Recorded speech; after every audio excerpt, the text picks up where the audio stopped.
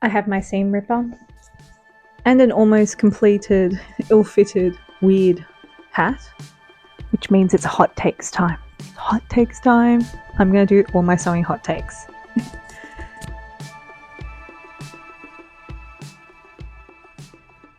If you're new around here, I'm Yvette and I have mad hair. And I like to make things. I like to sew, I like to knit, I like to bead, I like to do everything and anything. Yeah. Anyway, if you like that sort of thing and awkwardness, if you like awkwardness, please like and subscribe. Okay, I'm going to go through all of my sewing hot takes.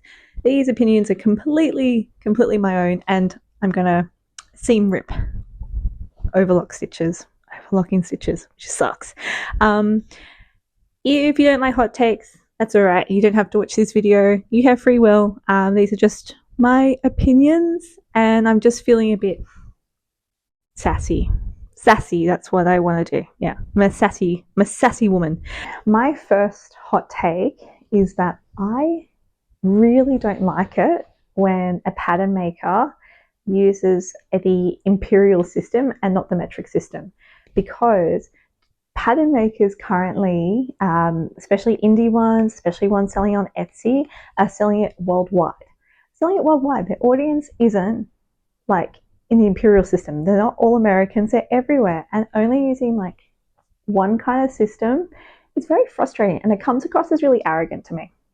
And then on the same vein is if a pattern maker does try but kind of does it half-assed, and they use both like the metric and imperial system interchangeably. I've only seen it once, and I was just like, what is this? Because, you know, like measuring's measuring, and I know, like, you know, an inch is an inch and whatever, but yeah, then you have to convert and everything else, and I still have trouble converting things from Celsius to Fahrenheit. When someone says it's like a 70-degree day, I have no idea what that means. But if that was in Australia and in Celsius, well, we wouldn't be here.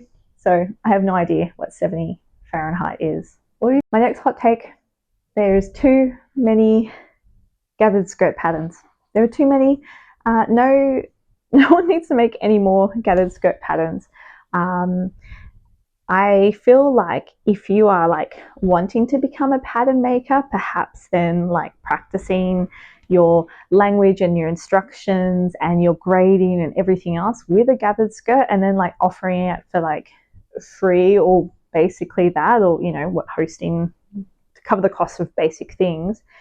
But to be selling a gathered skirt pattern that isn't very interesting, you can completely self-draft it, is robbery. And I think it like preys on beginner sewists. I think it's like a bit cheeky. It's a cheeky buck. I don't think it's very nice to do that. It's really naughty of me. Oh, on the same vein, I really dislike when you're buying a pattern and like they show you like all the different options, and you're like, oh, okay, cool, and then they show you the base pattern, and then they want you to buy an expansion pack for something like really basic. Like, I get if it's like changing things around, you know, quite significantly, but I kind of feel like an expansion pack on a different sleeve, or if you know, you know, and I think Lefrez brought it up, an expansion pack on having like on a pair of like pants that on a default would come as like a zip fly rather than a button fly, but to get the zip fly you need an expansion pack. That's just leaves a bit of a yucky taste in my mouth. I don't know, I just think it's a bit like ugh, and doesn't make me happy. I think everyone hates this, changing my overlocker thread. I can't master it, and I know there's like that little hack where you know, tie on the ends and it goes through, but it never works for me. I have just always used a white overlocking thread for like every project, because I just can't do it. It's so frustrating. I do sometimes use black, so I would like save up all of my making things out of black fabric projects or darker fabric projects in one go. So I'll change it like once, and then basically use it until like I'm making something essentially like white or translucent or something like that. But it is very, very, very, very, very frustrating. I really don't like it. The same goes with like you're sewing, and especially like quilting, and then you're sewing, and then your bobbin thread like runs out, and you have no idea, and you like sewed like the length of a skirt, or you're quilting, and you're just like, anyway. Or when you have to seam rip overlocking stitches because you went rogue and it didn't work out. It just didn't work out. Oh, that worked really well. I'm not an aggro. I'm just sassy today. I just don't want people ruining my sojo flow. That's going to be my thing for everything. My sojo flow needs, I get in the state of flow. Threads, don't be too finicky.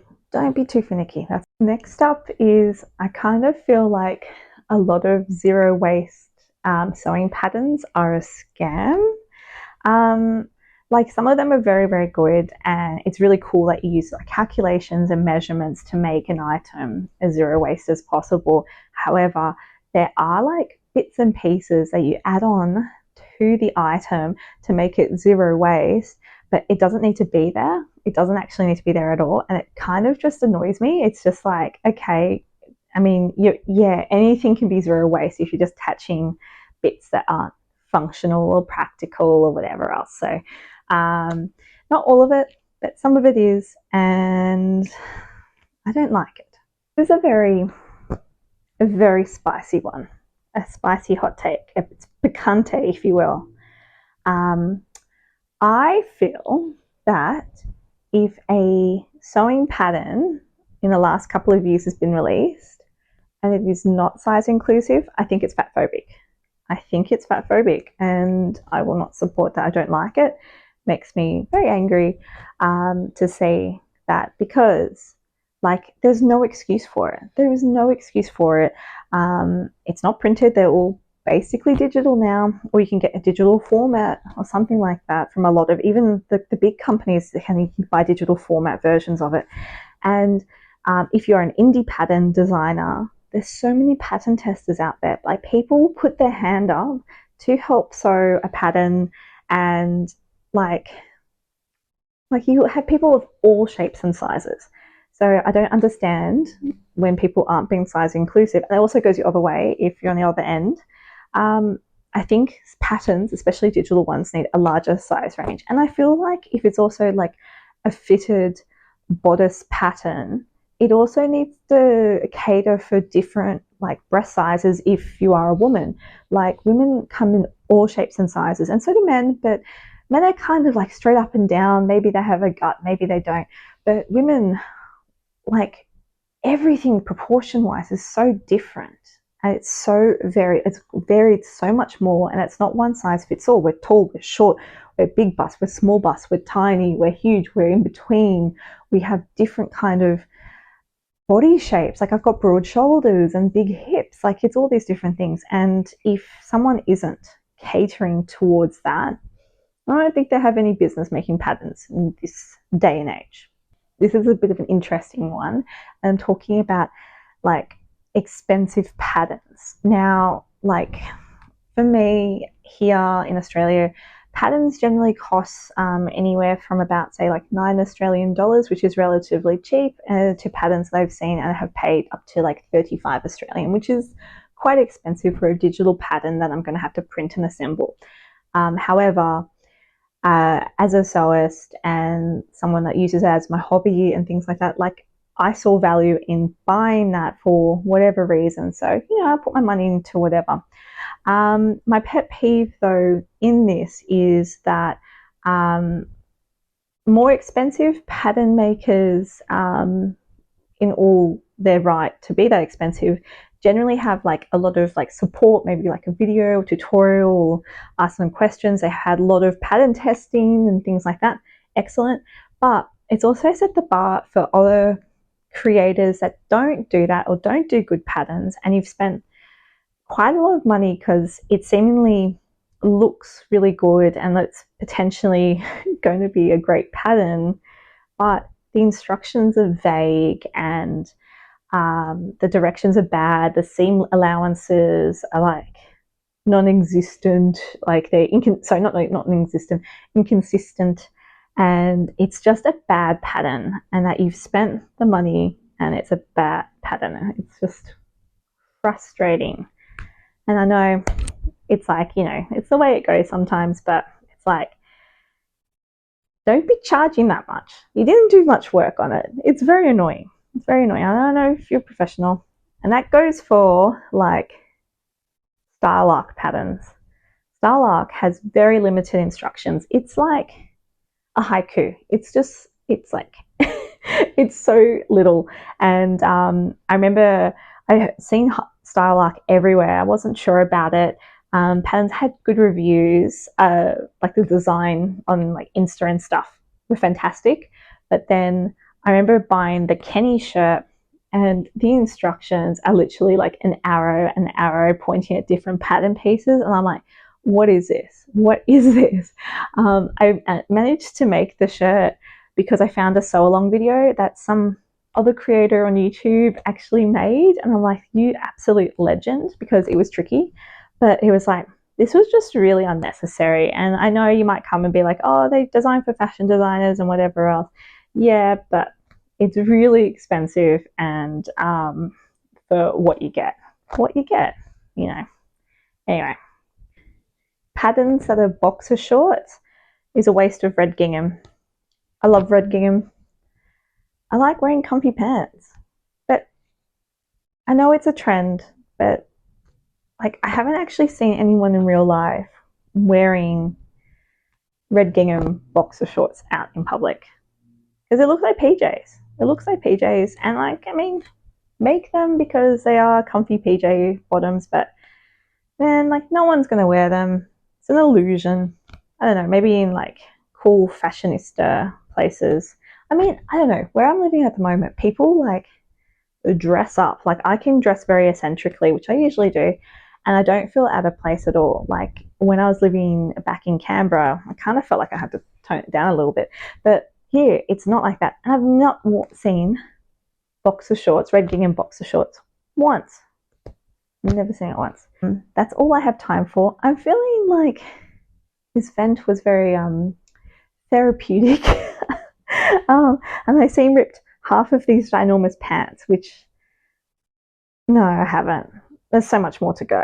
Oh, this is going to take forever. And I also made a top with this fabric, and I tell you, I like in a past life, not past life, but like a long time ago, I used to be a nurse, and they looked like scrubs. They looked like scrubs. It was awful. It was awful. And I'm like, that's such a waste of fabric. And it's really nice linen.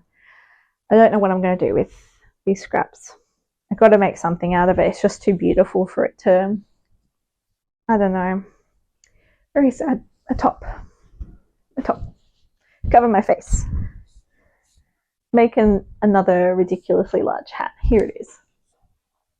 I also, yeah, made this hat because, you know, I live in Australia and sun safety. I haven't done the final little bias bit because I kind of made a little mistake here, but it is so big. I have a big head. This is humongous. But protect me from the sun. If I like, because I also live in a very windy place, so I could also like get caught up in the wind and sent up into the stratosphere. Stratosphere? I don't know. Some sphere. Up into a cumulonimbus cloud. Yeah, this hat. I'm pretty disappointed because, yeah, it's a waste of gingham. It's not red, but it's a waste of gingham because it's not very good. Yeah, anyone has any tips on how to fix this? And I promise to make a more positive video next time. I guess it's getting towards the end of the month, so I will do a bit of like a WITS update and things like that. And I would like to do a part 2, but if anyone has like any also hot takes, I'd love to share yours in a video.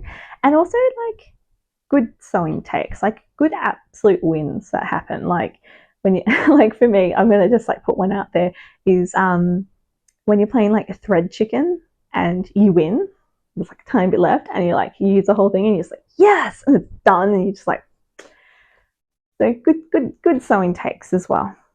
I won't do knitting or anything like that because I'm not as advanced in that practice as a lot of those videos out there, which I was also inspired by because I like people being sassy. But yeah, thank you so much for watching, and enjoy my ridiculous hat. Maybe I'll just like, maybe I can like edit it where I'm like throwing it at you and then it's like end. Okay, I'm gonna do it. 3, 2, 1.